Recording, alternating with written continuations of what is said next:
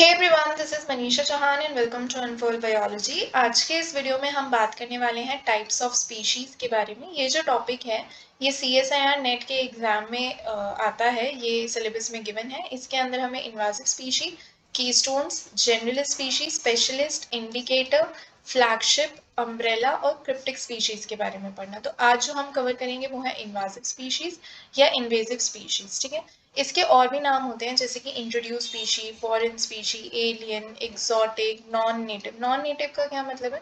For example ये एक area है, इस एरिया के अंदर फॉर एग्जांपल ये सर्कल वाली स्पीशीज रहती हैं और कहीं बाहर ये स्क्वायर वाली स्पीशी रहती हैं। समहाउ ये स्क्वायर वाली स्पीशी यहाँ पर आ जाती है, ये यहाँ रहने लगती है। सो अब हम क्या कहेंगे कि इस एरिया के अंदर जो ऑलरेडी स्पीशी रह रही थी सर्कल वाली, ये कैसी स्पीशी है? ये यहाँ की नेटिव स्पीशीज है, नेटिव। और जो बाहर से यहाँ पर स्पीशीज आ गई हैं वो कैसी हैं? नॉन नेटिव है स्पीशीज। सो ये डिफरेंस होता है नेटिव एंड नॉन नेटिव का। तो इन्वाजिव स्पीशीज को हम नॉन नेटिव कहते हैं, यानी कि ये बाहर थी और इस एरिया में अब आ चुकी हैं। ठीक है, सो इन्वेजिव स्पीशीज में क्या क्या होता है? वो living organisms, either living organisms और their eggs which were staying outside and now have entered into an area where they were not there earlier. इस एरिया में ये पहले नहीं थे, अब इस एरिया में ये आ चुके हैं। Plus they are able to cause harm to either the environment और द इकोनॉमी। और अगर इस एरिया में ह्यूमंस रह रहे हैं तो ह्यूमन हेल्थ को भी हार्म कर पा रहे हैं। यानी कि कोई भी एक ऐसी स्पीशी जो बाहर से आई है, रहने लगी है अब उस एरिया में, और जो वहाँ के रेजिडेंट्स हैं, जो वहाँ की रेजिडेंट स्पीशीज हैं, जो वहाँ रह रही हैं ऑलरेडी, उनको समहाउ हार्म करिए या फिर एनवायरनमेंट को हार्म करिए या इकोनॉमी को हार्म करिए, ह्यूमन हेल्थ को हार्म करिए, तो हम उसे क्या बोलेंगे? वो इन्वासिव स्पीशी है। ठीक है, ऑल्सो कोई भी स्पीशी अगर बाहर से आ रही है और यहाँ पर रह रही है और वो दूसरों को हार्म कर रही है जो यहाँ ऑलरेडी रह रहे थे, तो उसके लिए उसको कुछ कैरेक्टरिस्टिक फीचर्स उसके अंदर होने जरूरी हैं। One is the growth, they should have high growth rate. High growth rate से क्या होगा? They will grow faster. अगर ये यहाँ पे मान लो बॉर्न है और ये इनकी मेच्योरिटी स्टेज है, तो बर्थ से लेकर मेच्योरिटी स्टेज तक का जो सफर है उन्हें वो बहुत स्पीड से करना पड़ेगा। क्यों? क्योंकि जितनी जल्दी वो मेच्योर होंगे उतनी जल्दी वो क्या करेंगे? रिप्रोड्यूस करेंगे। और जितनी जल्दी वो रिप्रोड्यूस करेंगे और जितना ज़्यादा वो रिप्रोड्यूस करेंगे उतनी ज़्यादा उनकी पॉपुलेशन में इंक्रीज आएगा। और जितना ज़्यादा पॉपुलेशन में इंक्रीज आएगा वो वहाँ की नेटिव स्पीशीज को लड़ने में या उनको ओवरटेक करने में सक्सेसफुल हो जाएंगे। यानी कि वो क्या करेंगे? वो एग्रेसिवली स्प्रेड करेंगे, बहुत स्पीड से स्प्रेड करेंगे, बहुत ज़्यादा नंबर में करेंगे। ये किस तरीके से रिप्रोड्यूस करते हैं? ये ऐसे रिप्रोड्यूस करते हैं कि for example they have the capability to reproduce to an extent कि ये 2000 स्पीशी 2000 ऑफस्प्रिंग्स अपने ले कर सकते हैं। तो ये 2000 ले करने की पूरी पूरी कोशिश करेंगे। दे वॉन्ट स्टॉप एट 100 कि चलो 100 हो गए इनफ है। नो, जितनी इनकी कैपेबिलिटी है उतना ये रिप्रोड्यूस करेंगे to the maximum ability, and उतना रिप्रोड्यूस करके अपना नंबर इंक्रीज करेंगे ताकि यहाँ की जो नेटिव स्पीशी है उनके साथ कॉम्पीट कर सके एंड वहाँ पर कॉलोनाइज करिए। कॉलोनाइजेशन ये करते हैं, यानी कि स्प्रेड करते हैं फास्टली और कॉलोनाइज करते हैं। So now since there are so many in number in this place where they are non-native, so यहाँ की native species को ये क्या करते हैं? harm करते हैं। ठीक है, so also यहाँ पे क्या लिखा है? are among the leading threats to native life। जो भी उस एरिया की वाइल्ड लाइफ है जो कि वहाँ नेटिव है उसको थ्रेट की तरह एक्ट कौन करता है? Invasive species, because they are harming the native species over there.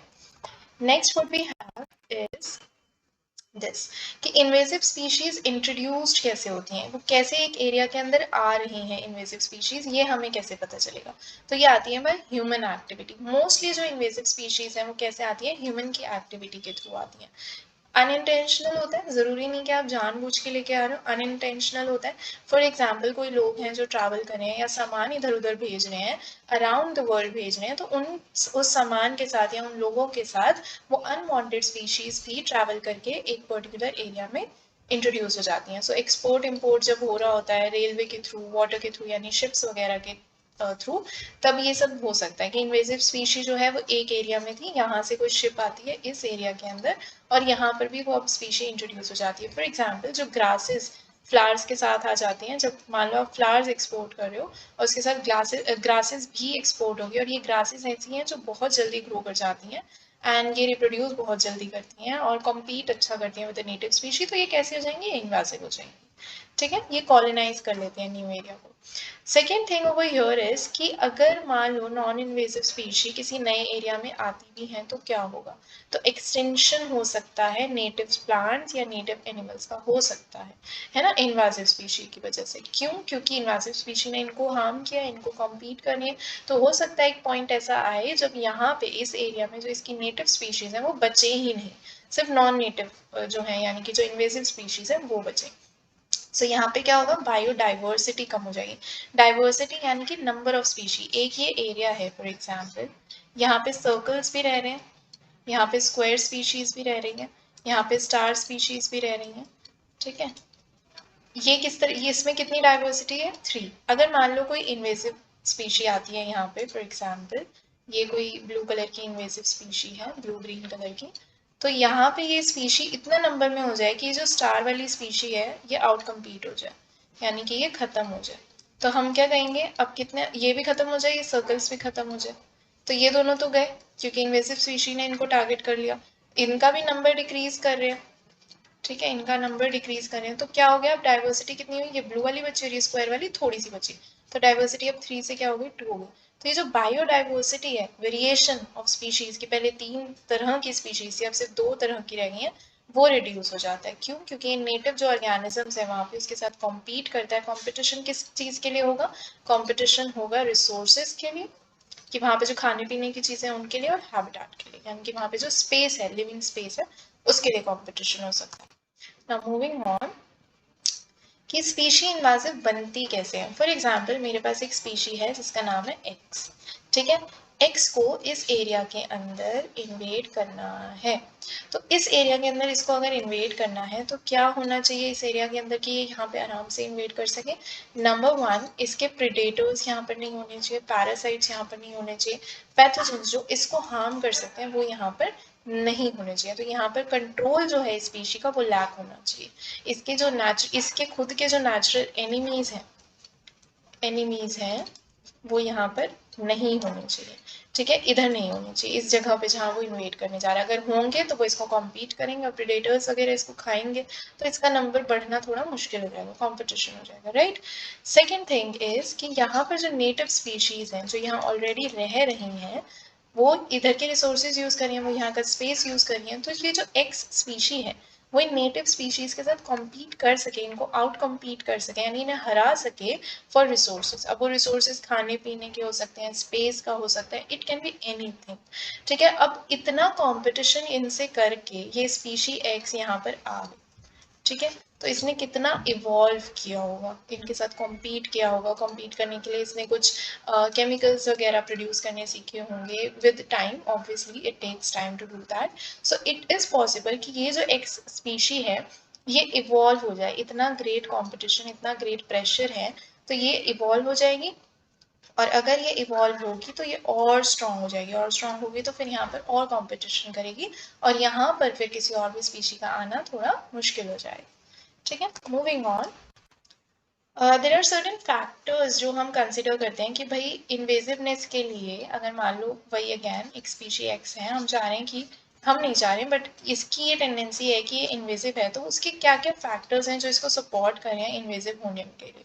सबसे पहली चीज़, इसके नेचुरल एनिमीज कम है, या तो जिस जगह पे ये इन्वेड कर रही है वहाँ पर इसके नेचुरल एनिमीज कम है, अदरवाइज ये कहीं भी जाता है इसका नेचुरल एनिमीज कम होने चाहिए, मतलब इसको कॉम्पीट करने वाले ऑर्गेनिजम्स या कोई भी फैक्टर जो इसको कम्पीट कर सके वो कम है। सो नेचुरल एनिमीज इसके कम होने चाहिए।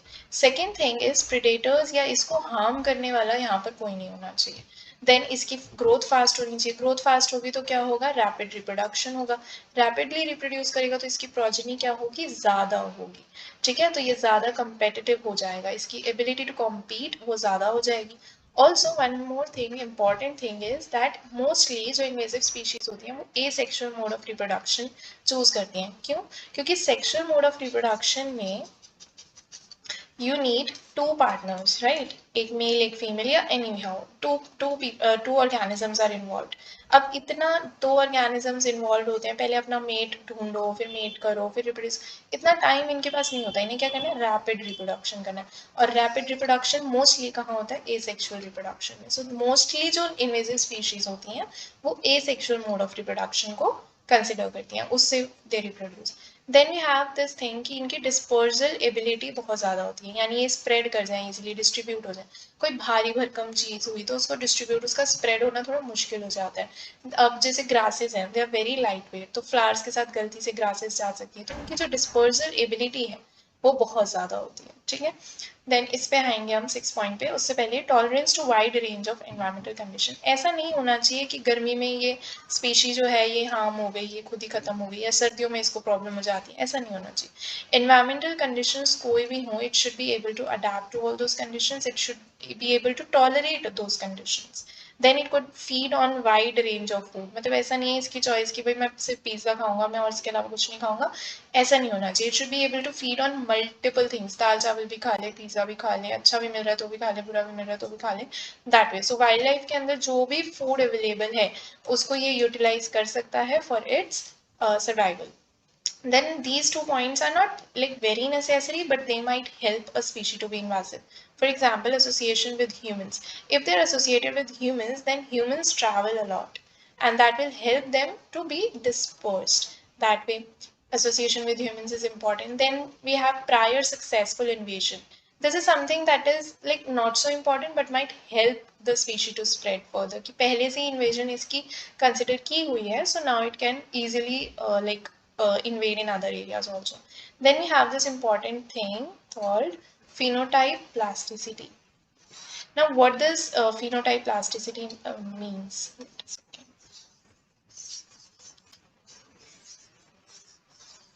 Okay. So this is important. Phenotypic plasticity का क्या मतलब होता है?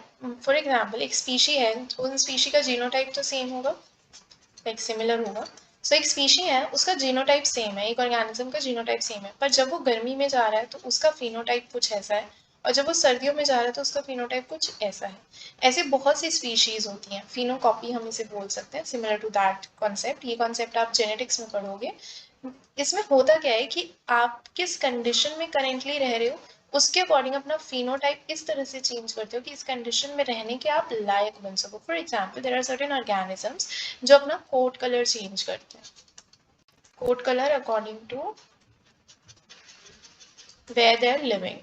So coat color उनका either black और white होता है in winters और black और white in summer. So black and white के बीच में they switch depending on whether it is summer or winters, and this helps them to survive in that particular temperature. So that way phenotypic plasticity is also important for these organisms कि genotype वही है but they can have more than one phenotype activated in a new area. So नए area में adapt करने में इनको easy हो जाएगा. Moving on, we have one example for this, that is common water hyacinth. You might have heard about it, the terror of Bengal, wherein this aquatic plant, which is a free floating aquatic plant, which is native to South America, it was spread into other countries including India. So ये south America का native है और non native है यहाँ पर है, India में भी आया था. Accidentally it was introduced worldwide and it is one of the fastest growing plants which is known till date. ये एक plant, only one plant if you consider, ये थाउजेंड्स ऑफ सीड्स देता है पर ईयर, और इसका एक जो seed है, one seed is actually viable for more than 28 years.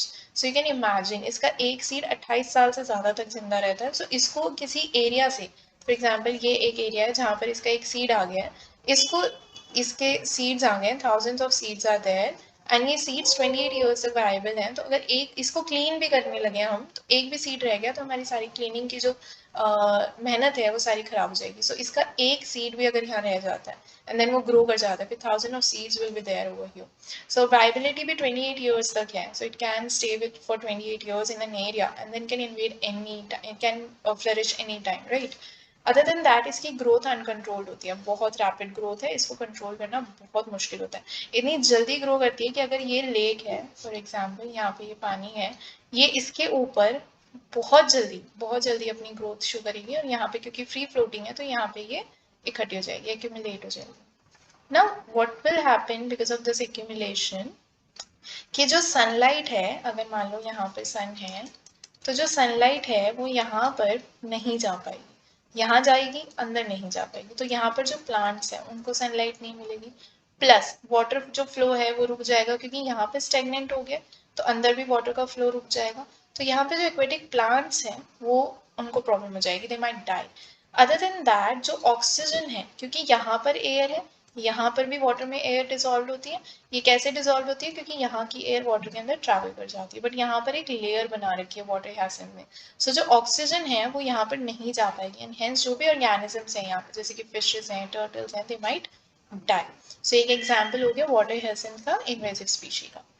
Then moving on, there are certain things that are collected from PYQs. PYQs में कुछ statements see that are important. One thing, these invasive species have attributes like they should have high dispersal, they should have they predominantly use asexual reproduction because that is easier than sexual. Sexual में आपको partner वगैरह पे dependent रहना पड़ता है, and they have high competitive ability. They can compete easily. Now the point is they are selected. There is a concept in ecology that is R selected or K selected, या फिर हम बोल सकते हैं R strategy or K strategy. What is R strategy and what is K strategy? This is a very separate concept. Just to give you a brief, R organisms are those, R strategic organisms are those जिनका main focus होता है कि हमें reproduce करना है, करना है और बहुत सारी स्पीशीज अपनी बहुत सारे ऑफस्प्रिंग्स अपने यहाँ पर रखने हैं, अपनी प्रोजेनी बढ़ानी है, ठीक है, and then they die. So this is what r species do. K species जैसे कि ह्यूमंस, एक ह्यूमन की capability to produce offsprings is more than what they do. Like एक कपल है and they decide that we'll have just one child. Is it that they couldn't have the second child? No, they could have had the second child. वो दूसरा बच्चा भी कर सकते थे. They could have had like 4 kids also, but they decided they will have just one. So humans do not do this कि उनकी जितनी capability है उतनी they will give birth to the child. No, they don't do this. But our strategic organisms they do this कि अगर they are able to reproduce and produce 2000 of offsprings, they will do that. They will reproduce extensively. They will produce their progeny as much as possible. Plus they do not take care of the parental thing, they do not do parenting, but K species they do parenting. So there's a difference between R and K, but here that invasive species need to reproduce as much as they can, so they are R selected species. Okay, this question might come. There is this question which was interesting here. There was this sentence कि अगर distance ज़्यादा है तो invasive नहीं हो पाएगा, ऐसा कुछ नहीं. Invasiveness का distance से कुछ लेना देना नहीं है. वाटर हैसन के केस में हमने देखा कि वो साउथ अमेरिका से जहाँ वो नेटिव है वहाँ से वर्ल्ड वाइड स्प्रेड हो गया था. सो डिस्टेंस का इससे इन्वेसिवनेस से कोई लेना देना नहीं है. Over here sentence was given कि अगर कोई भी इकोसिस्टम बहुत रिच डाइवर्सिटी है अगर उसकी इकोसिस्टम की, तो वहाँ पर इन्वेजन बहुत ज़्यादा पॉसिबल है. तो दैट इज़ ट्रू बिकॉज इतना डाइवर्स अगर इकोसिस्टम है तो उसे फूड ज़्यादा मिलेगा, उसे स्पेस ज़्यादा मिलेगा, space to inhabit and food to feed. So ऐसी कंडीशन में this invasive species will obviously flourish, right? So diversity will help in invasion. It won't hinder the invasion as such. So this was it about invasive species. In the further videos, we will cover other species also. Do like the video. Do subscribe the channel. Thank you so much, guys. Bye bye.